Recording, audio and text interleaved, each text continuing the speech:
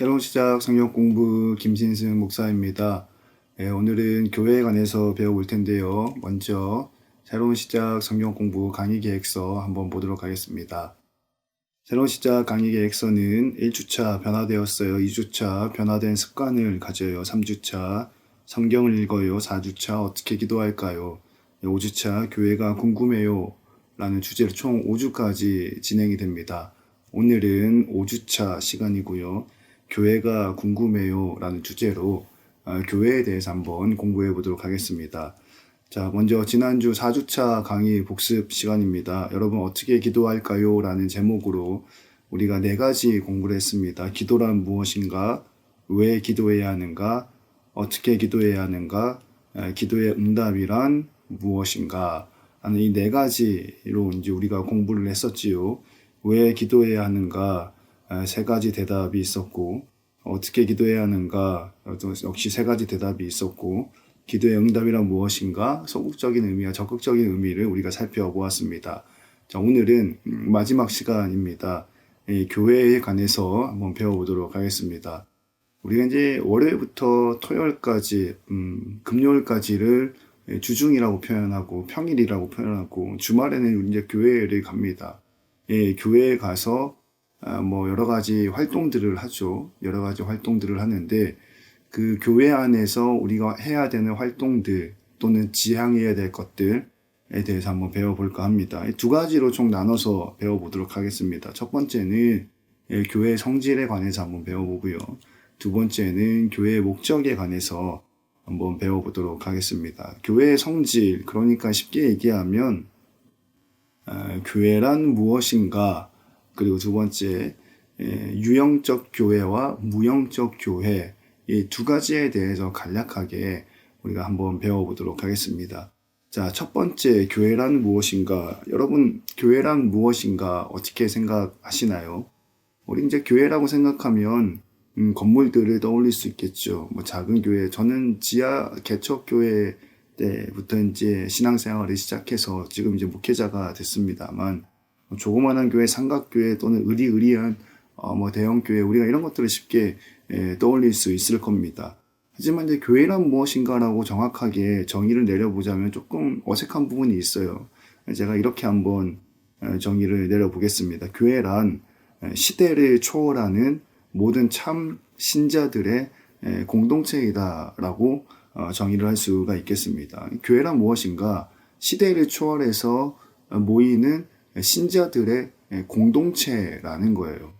여기에는 몇 가지 살펴보아야 될 것들이 있는데요. 교회 성질에 관해서 시대라는 단어와 신자들이라는 단어를 우리가 살펴볼 수 있어야 됩니다. 그리고 더 나아가서는 공동체라는 단어까지 살피면서 교회에 관해서 한번 알아보도록 하겠습니다.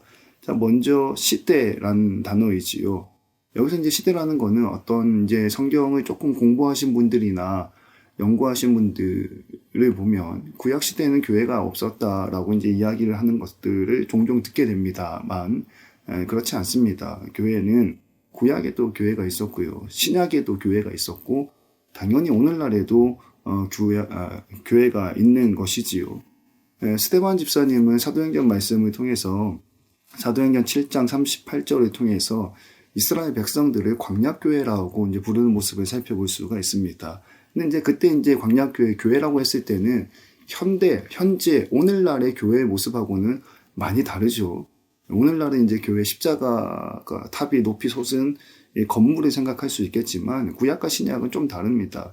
굳이 이것을 오늘날의 현재의 교회와 비교를 해보자면 교회는 아마 성소가 될 것이고요. 구약 시대에는 성소가 오늘날의 교회가 될 것이고요. 신약 시대는 회당이 오늘날의 교회가 될 겁니다. 그리고 오늘날은 우리가 잘 알고 있는 교회 건물, 십자가 탑이 높이 솟은 교회 건물을 이제 교회라고 부르게 되는 거지요. 2번째로 살펴보아야 할 부분은 신자들의 공동체라는 단어입니다. 신자들의 공동체라는 단어를 통해서 우리가 2가지를 살펴볼 수 있습니다. 성질의 2번째 제목이죠. 무형적인 교회와 유형적인 교회를 살펴볼 수가 있습니다. 말이 조금 어려울 수 있는데요. 무형적인 교회는 눈에 보이지 않는 교회, 유형적인 교회는 눈에 보이는 교회라고 먼저 선지식을 가지고 강의를 들으시면 조금 더 편할 것 같습니다. 이거를 이제 요약을 해보면 이렇게 됩니다. 모든 참 신자들의 영적인 측면에서 교회는 무영적이다. 건물이 필요하지 않다라는 거겠지요. 이게 무슨 의미냐? 이거를 정리한 거를 한번 읽어 보겠습니다. 여기 PPT 노트에 있는 내용을 같이 한번 읽어 보겠습니다. 시작. 교회 출석은 그 사람의 영적 변화의 외적인 증거일 뿐이다. 실제로 그 사람의 영적인 상태는 확인할 수 없다라는 겁니다. 그렇죠, 여러분. 이 부분은 우리가 교회 안에서 참 많이 겪습니다. 참 좋은 신자인 줄 알았는데 아니고, 썬데이 크리스찬인 줄 알았는데 또 예상외로 굉장히 신앙의 수준이 높은 모습들을 많이 경험을 하게 되지요. 부흥회 강사님들 오셔가지고 강사님들 오셔서 부흥회 설교하실 때 참 많이 들었던 내용 중에 이런 내용이 있어요. 여러분들 죽어서 천국에 가면 3번 놀란다고 합니다. 왜 3번 놀랐는지 아세요? 내가 천국에 왔구나 라는 사실이 첫 번째 놀랍니다. 두 번째, 저 인간이 천국에 왔구나 하는 걸로 2번 놀란답니다. 와야 할 사람이 안 왔네 라고 3번 놀란다라고 하죠. 부흥회 강사님들이 자주 하셨던 말씀입니다. 그러니까 교회 출석은 교회에 다니는 외적인 모습은 그 사람의 속신앙을 확인할 수 있는 길이 아니라는 거예요. 실제로 그 사람의 영적인 상태를 우리가 확인할 수 없기 때문에 그런 의미에서 영적인 면에서 교회는 무영적이다라고 설명할 수가 있습니다. 하지만 그럼에도 불구하고 교회는 유형적인 면을 가지고 있다라는 거지요. 사도 바울은 그의 서신을 통해서 유형적인 교회에 편지를 쓰고 있는 모습을 보게 됩니다. 고린도 교회라든지 에베소 교회라든지 갈라디아 교회가 있을 수도 있겠네요. 그렇죠? 그런 유형적인 교회에 사도 바울이 편지를 쓰는 것을 보게 됩니다. 그러니까 교회는 유형적 교회와 무형적 교회로 나뉘어서 설명을 할 수가 있습니다. 이거 좀 다시 한번 정리를 해보겠습니다. 여러분, 무형적 교회란 무엇이냐?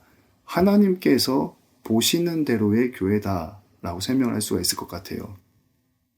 그러니까 무형적 교회는 그 사람의 속신앙을 우리가 알 수 없기 때문에 우리가 봐서는 확인할 수가 없습니다. 하나님이 그 사람의 마음을 감찰하시기 때문에 무형적이다라는 말의 의미는 하나님께서 보시는 대로의 교회이다라는 것을 의미합니다.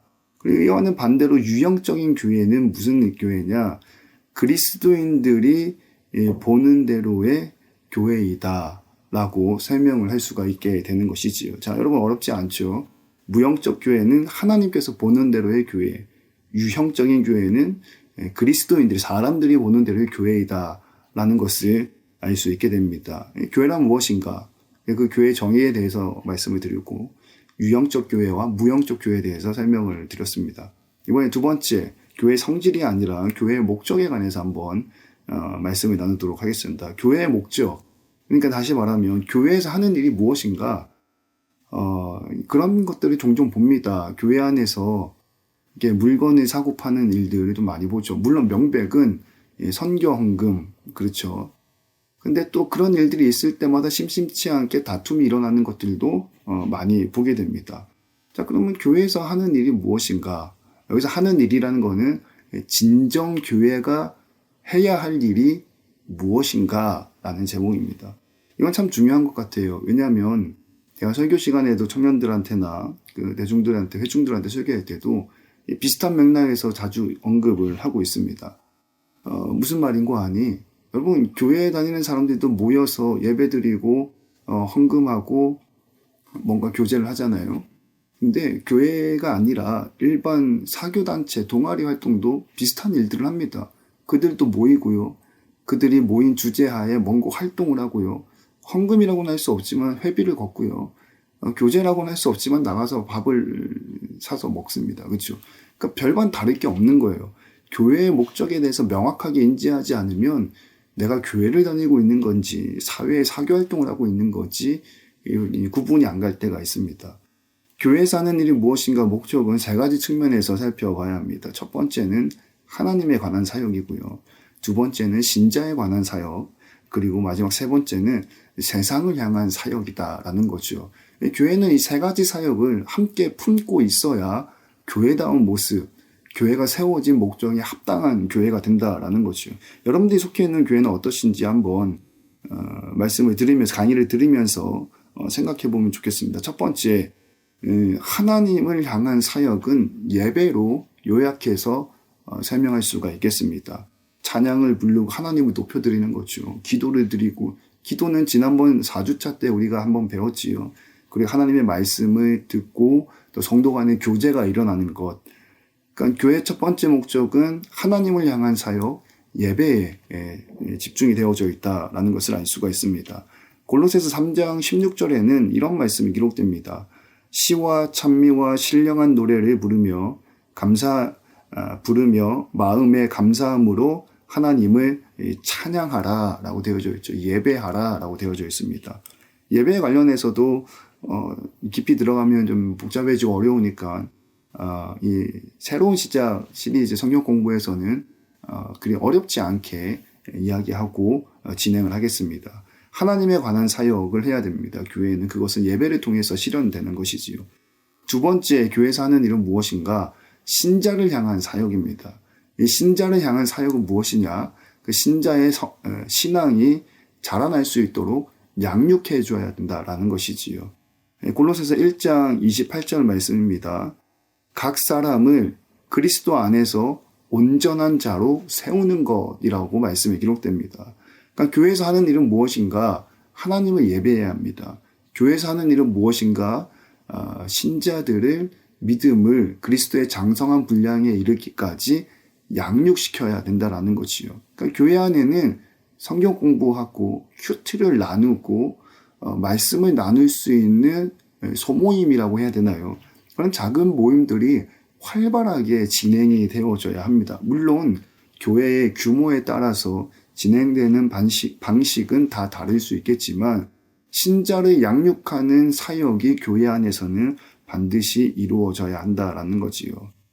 교회는 이미 신자가 된 자들을 양육해서 믿음을 성장하게 할 의무가 있다라는 겁니다.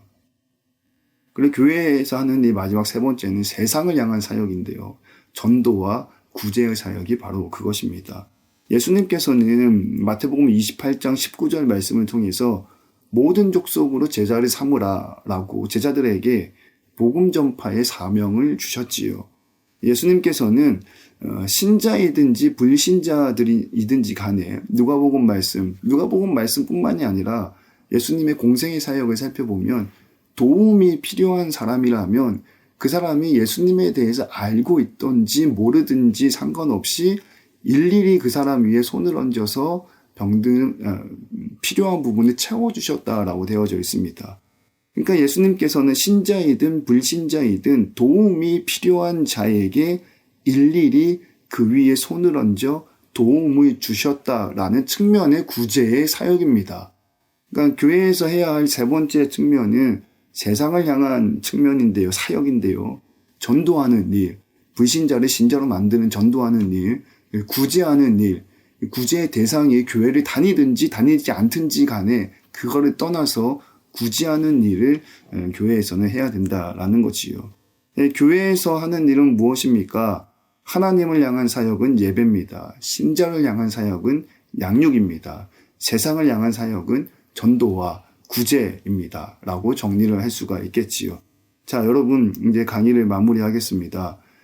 마지막 5주차 시간이었는데요. 교회에 관해서 배웁니다. 교회의 성질, 교회란 무엇인가? 교회는 참신자, 시대를 초월한 참신자들의 공동체이다. 그리고 그 문장을 통해서 유형적 교회와 무형적 교회를 우리가 살펴보았습니다. 그러면 그 교회 안에 우리가 해야 할 일은 뭔가? 교회의 목적은 뭔가? 하나님을 향해서 사역해야 하며 신자를 향해서 사역을 해야 되며 세상을 향해서 사역해야 된다라고 기록을 하고 있는 것이지요. 자, 여러분 여기까지 강의 잘 따라오셨지요? 자, 오늘은 새로운 시작 성경 공부 마지막 시간이었는데요. 마지막 숙제를 하나 내드리도록 하겠습니다.